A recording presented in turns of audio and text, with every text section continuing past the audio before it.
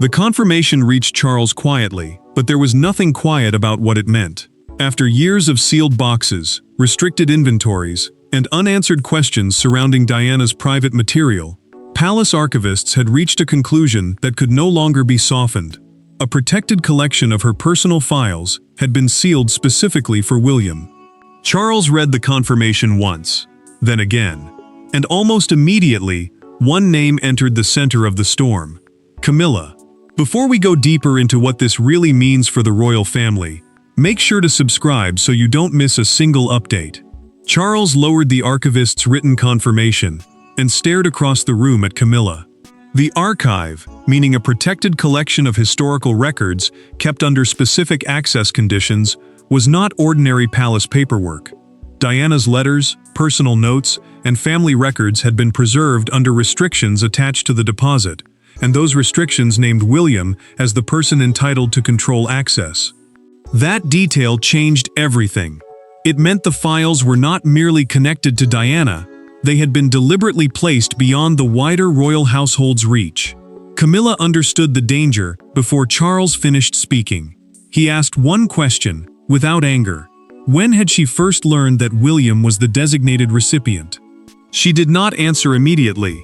Instead, she asked what exactly the archivists had recorded. The hesitation struck him harder than a denial would have. Charles had expected surprise. What he saw was recognition, and recognition suggested history. The inventory deepened his concern. Buried among the administrative entries was an earlier request from inside the royal household, asking for clarification about the sealed collection. Someone had wanted to know who could see it, whether the restrictions could ever change, and what authority William possessed. Charles read the entry again, because the timing mattered. The inquiry had been made before he himself received a briefing, meaning questions about Diana's files had been circulating while he remained unaware. Camilla finally said the request might have been procedural, but Charles watched her choice of words carefully. Diana's wishes, William's inheritance, and her own place beside the king had suddenly collided in a single conversation. He did not accuse her. He did something more unsettling. Charles folded the confirmation, placed it on the table between them, and said they would discuss the matter again privately, without aides, secretaries, or anyone capable of softening what came next. Camilla's expression changed. She understood this was no ceremonial disagreement and no administrative misunderstanding. Charles wanted the truth. What Charles still did not know was that the sealed files were only half the danger. The deeper wound lay in why Diana had entrusted them to William in the first place. For William, the discovery was never simply about papers. It was about a mother whose voice had been frozen in time, waiting behind restrictions he had never created. For Camilla, those same files represented something far more uncomfortable: Diana's version of family history, existing beyond anyone else's control. And caught between them stood Charles, forced to confront an emotional divide he had spent decades trying to contain rather than reopen. William received the briefing with none of the triumph others might have expected. He read slowly and asked the question that exposed what mattered most to him. Had anyone tried to reach the material before he knew it existed?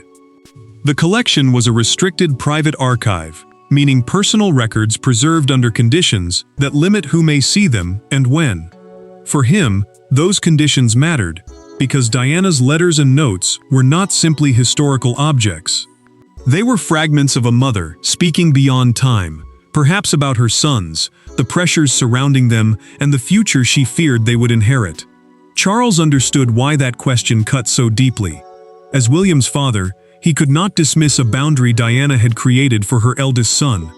As Camilla's husband, he also knew that treating her concern as proof of guilt could reopen wounds their marriage had spent years surviving. He stood between two loyalties that could not easily be merged, and every choice threatened to look like betrayal to someone he loved. Camilla felt that pressure after Charles left her alone. She replayed his earlier question about when she first knew William had been named, and the silence afterward seemed louder than the words themselves. Her fear was no longer confined to whatever Diana might have written. She feared Charles now believed she had crossed a family line and concealed it from him. William then learned the restriction was unusually personal. His name was attached directly to access, not merely his office or future position, suggesting Diana wanted control of the material to rest with her son rather than pass automatically through the institution. He did not ask to open the files. Instead, he asked for something more revealing. Charles ordered a chronology of every inquiry connected to the archive: names, dates, requests, replies, and internal communications. That decision changed the mood immediately because curiosity could now be traced. William closed the briefing folder and told the archivist he wanted that chronology before seeing a page belonging to Diana. He wanted to know who had approached the boundary before deciding whether to cross it himself. And buried inside that chronology was a forgotten royal encounter, the moment that had transformed quiet curiosity into the crisis now confronting Charles. Years before Charles confronted Camilla, there had been another conversation, brief, private, and almost forgotten. At the time, nobody treated it as a crisis. No voices were raised. No public statement followed. Yet that exchange would become the point of no return, because it was the first moment someone inside the royal circle questioned whether Diana's restricted material should remain beyond the household's reach. What followed was recorded, filed away, and eventually discovered. Camilla had raised the issue during a private Windsor archive review, asking a senior household official whether Diana's restricted papers contained anything that could directly affect Charles, and whether the conditions controlling access might ever be reconsidered. A restricted archival collection is a set of records protected by rules defining who may examine them, often because the papers contain private family material. The official gave her no access and offered no shortcut. Instead, the inquiry was logged, because questions about entry, ownership, or permission had to leave a trace. Camilla's concern had been more personal than procedural. She knew Diana's private writings could contain judgments about the marriage, the king, and the future direction of the monarchy that she could never challenge in real time. That possibility frightened her. The queen consort had spent years building a life beside Charles. Yet somewhere beyond her reach existed Diana's version of that same history, preserved in words that might one day shape how William understood everything. Charles had never known exactly what she asked. When the archived note finally reached him, that omission hurt more than the curiosity itself. He could understand fear. He could even understand wanting to know whether old private papers might someday affect his family. What he struggled to understand was why Camilla never told him afterward that she had tested the boundary at all. The record then delivered the sentence that changed the entire meaning of the conversation. Camilla had specifically asked whether William's exclusive position could ever be altered. The official's documented response was equally clear. The restrictions would remain untouched unless William himself authorized a change. Suddenly, the prince was not simply the person intended to receive Diana's files. He was the only person capable of opening the door for anyone else. Charles read that line twice. Then he removed his glasses and asked everyone in the room to leave. The monarch no longer needed another explanation from an archivist. He needed one from his wife. Moments later, he requested that Camilla come to him privately, and the old Windsor conversation stopped being a forgotten administrative record. The next conversation would contain no archivists and no courtiers, only Charles, Camilla, and the question she could no longer avoid. When Camilla entered, Charles did not begin with accusations. That made the silence worse. The archival note lay between them, carrying a conversation from years earlier into a marriage that had survived scandal, judgment, and extraordinary pressure. Charles wanted one answer. Why had she asked whether Diana's files could be opened without William? Camilla looked at the record, then at her husband, knowing that whatever she said next would alter something between them. Charles told her the archivists had reconstructed the inquiry trail and confirmed the Windsor conversation in full. An inquiry trail is simply the written record of who asked about restricted material, when they asked, and what answer they received. That mattered because the issue was no longer memory against memory. The dates existed, the wording existed, and the king made clear that Diana's archive itself was not the accusation. The real wound was that Camilla had explored whether William's protected access could be changed and had never told him. Camilla defended herself carefully. She said she had wanted to understand whether private historical material might someday affect Charles publicly, especially if Diana's words were released without warning. She insisted the question had come from concern, not hostility, but he did not soften. Charles told her that protecting him did not give anyone the right to test a boundary Diana had deliberately placed around her son. His restraint made the rebuke sharper. Camilla finally asked the question she had been avoiding. Did Charles believe she had wanted to erase Diana? He rejected that immediately, but the relief lasted only seconds. Secrecy, he told her, had created exactly that appearance. If she had feared what the files contained, she should have spoken to him. Instead, she had asked whether William's position could be altered without him ever knowing. Camilla's composure broke enough for the truth to emerge. She admitted she had feared Diana's private assessment of their relationship, what she might have written about Charles, about her, and about the choices that reshaped the family. More than that, she feared those words could someday influence William's judgment of their marriage. Charles finally understood. This had never been about ceremonial power. It was fear of Diana's emotional influence surviving long after her death. Charles pushed the archival note gently toward Camilla and told her William would receive the complete chronology. She asked whether that decision had already been made. He answered without hesitation. William's right to know was no longer negotiable. Camilla understood then that the argument had moved beyond husband and wife. Once the prince saw the chronology, he would decide what trust remained. But William's authority over the files would soon prove greater than Camilla feared, and more limited than Charles expected. The palace could control schedules, ceremonies, titles, and access to countless rooms. It could not simply rewrite Diana's private decision. That reality gave William something more powerful than symbolic inheritance: the ability to decide when, how, and whether the sealed collection would be examined. Charles faced an extraordinary choice. He could press his son for access in the name of family peace, or defend William's boundary, even if doing so deepened the fracture with Camilla. Charles met William without trying to soften what had happened. A restricted private archive is material placed under specific access conditions set by its owner or estate, meaning the institution holding it protects those rules rather than treating the papers as property available to every royal. That distinction mattered because William's authority did not come from being Prince of Wales, the title given to the monarch's heir. It came from Diana's own instructions surrounding the collection. William listened without interrupting. Charles then told him he would not ask to see anything Diana had reserved for her son. The words caught the prince off guard because they separated two versions of his father that had often seemed impossible to divide: the king who stood at the center of the institution, and the parent who understood that some boundaries belonged to family rather than monarchy.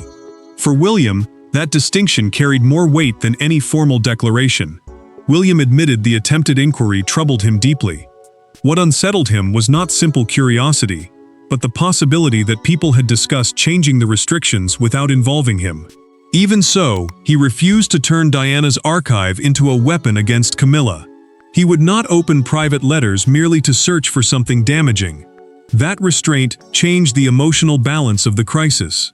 While everyone around him feared what Diana might have written, William chose first to protect what she had left. Charles then confirmed another crucial detail. The chronology showed no evidence that the sealed files had actually been opened. No pages had been removed, copied, or secretly examined. The breach was therefore one of attempted access, hidden questions, and concealed intention rather than stolen material. William absorbed that distinction, but he did not dismiss it. William made one demand: every future request involving the collection would come directly to him. No private approaches, no unofficial discussions, no quiet attempts to test the rules. Charles accepted immediately. The king finally told his son, "Then it stays yours." William paused before answering that it had never been about possession. It was about protecting what Diana had deliberately left unfinished. Charles knew exactly where he had to go next. Camilla would now hear William's decision from him, and she would have to accept a boundary neither marriage nor monarchy could remove. And when Camilla heard precisely what William had decided, the emotional cost of the confrontation finally became visible. There was no dramatic announcement waiting for Camilla, no public punishment, no ceremonial humiliation. What she received instead was colder certainty. Charles told her William would control every future question involving Diana's sealed files, and that he would personally support that decision. In a family where influence often lived in private conversations, rather than formal decrees, Camilla immediately understood what had changed. A door she once questioned had now been locked more firmly. Charles did not soften the decision. William would oversee every future request involving Diana's restricted collection, and palace staff handling those records would be required to inform him before any inquiry moved forward. Direct oversight meant exactly what it sounded like. No informal route, private suggestion, or quiet discussion could bypass the person named to control access. That mattered because the earlier uncertainty had allowed questions to circulate in the shadows. Now there would be a single line of authority, and Camilla knew she stood outside it. Camilla took the decision more personally than she wanted to admit. She had survived public judgment before, but this was different because the wound was inside the family. Charles was not abandoning her, yet he had clearly chosen to defend William's boundary, even if it left his wife feeling distrusted. The queen consort understood the reason. That did not make the humiliation easier. Diana's files had never been opened, but her own actions had still created a fracture powerful enough to force Charles into a choice. Camilla remained alone after the conversation ended. She removed her glasses, placed them beside the untouched briefing, and did not immediately rise. Her earlier fear had centered on what Diana might have written about her. Now that fear seemed almost secondary, the greater damage came from knowing that her attempt to understand those words had become the very thing threatening her place of trust beside Charles. Charles, however, refused to turn the crisis into punishment. He privately instructed that the matter remain contained, making clear that Diana's papers were not to be leaked and Camilla was not to be publicly humiliated.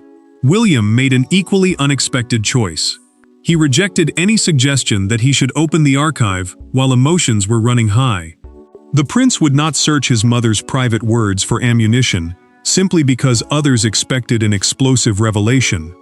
Camilla finally asked Charles whether William now believed the worst of her. He answered carefully. His son had not condemned her, but trust would depend on what happened next. That answer left only one path. For the first time since the archive crisis began, Camilla and William were about to meet without anyone standing between them. There were no archivists to interpret the rules, and no Charles to absorb the tension. William and Camilla faced each other with only Diana's absence between them. She knew an apology could not erase the question she had asked years earlier. He knew anger could not rewrite the complicated family created after his mother's death. For once, neither reached for ceremony. Camilla explained her fear. William listened, and the conversation shifted the crisis in a direction neither expected. Camilla had requested the meeting herself because she understood Charles could not repair this relationship for her.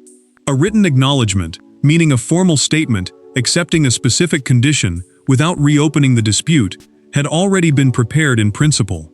But William agreed to speak before anything was signed. He set one condition: they would not discuss the contents of Diana's sealed files. He had chosen not to open them during the crisis, and he would not let speculation about his mother's words control the conversation. Camilla spoke first. She admitted the Windsor inquiry had come from fear of how Diana remembered her, fear of what private judgments might exist beyond her reach, and fear that those judgments could one day shape William's understanding of Charles. She did not pretend the fear was noble.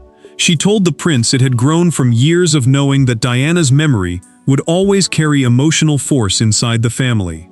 William listened, but he did not excuse what happened. He told Camilla that being afraid was not the mistake.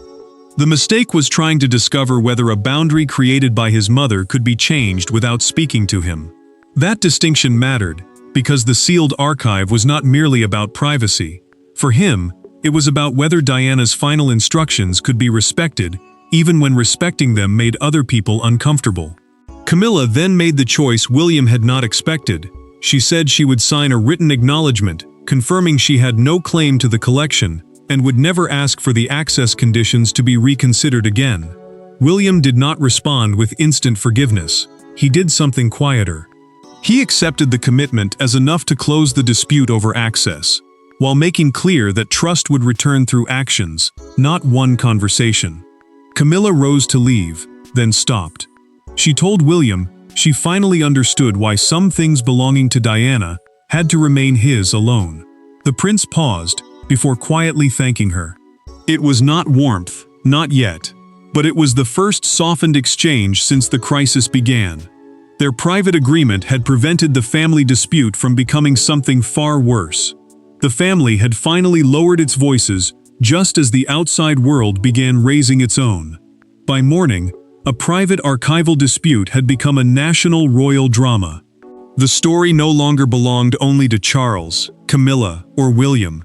It belonged to headlines, broadcasters, commentators, and crowds searching for meaning in every word. Yet beneath the spectacle was an unexpectedly simple question. Had Diana deliberately ensured that one part of her story would remain with her eldest son? The public response made clear that this was no longer viewed as paperwork. Charles watched the coverage with growing unease. Palace communications had confirmed only the essential facts. Diana's archival conditions remained in force. William's access position would be respected, and no unauthorized opening of the sealed collection had taken place. An archival condition is simply a rule attached to private records that controls who may see them and under what circumstances. That detail mattered because the palace was drawing a hard line between an internal family dispute and an actual breach of Diana's papers. Camilla saw the story harden around her almost immediately. Broadcasters framed her as the figure who had questioned a boundary connected to Diana, while Charles was presented as the husband caught between his present marriage and his eldest son's inheritance. The queen consort wanted to answer the accusations, but she resisted. She understood that a public defense could easily become another argument about Diana, another contest over memory, and another reason for William to be dragged into a battle he had deliberately refused to fight. William's restraint became the unexpected center of the coverage. Commentators noted that he had not rushed to open the files, release letters, or search for anything that might embarrass Camilla. The prince's refusal to use Diana's private words as ammunition shifted the tone. What had begun as a scandal about hidden papers started becoming a story about control, privacy, and the limits of royal entitlement. Outside Kensington Palace, the public reaction became impossible to ignore. A crowd gathered beside the gates, while broadcasters repeatedly displayed a newspaper front page carrying the words, "Diana's Files, William alone." That single phrase reduced the complicated dispute to one powerful idea. Whatever the palace wanted, this part of Diana's legacy belonged with her son.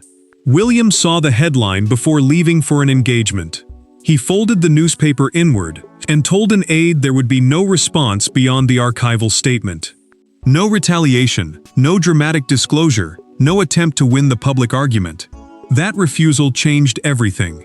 By denying the spectacle everyone expected, William forced the final judgment away from whatever might be hidden inside Diana's papers and back onto the choices Charles and Camilla had already made. And that is where the story finally reaches its verdict. Not inside Diana's unopened files, but inside the family changed by their existence. In the end, Diana's files remained sealed. No devastating letter was produced. No secret passage was read aloud. The true revelation was far more personal. William discovered that his mother's final boundary would be defended. Charles discovered that protecting his son sometimes meant confronting the woman beside him. And Camilla discovered that some parts of Diana's legacy could never become shared royal property. The crisis ended not through exposure, but through a boundary finally accepted. William made the final choice quietly. He would leave the collection sealed, proving that having the right to open material did not create a duty to expose it. The archival conditions, meaning the rules that determine who may access protected records and under what circumstances, would remain as Diana had intended. Charles backed that decision inside the household and made clear that nobody was to test, challenge, or revisit those conditions again.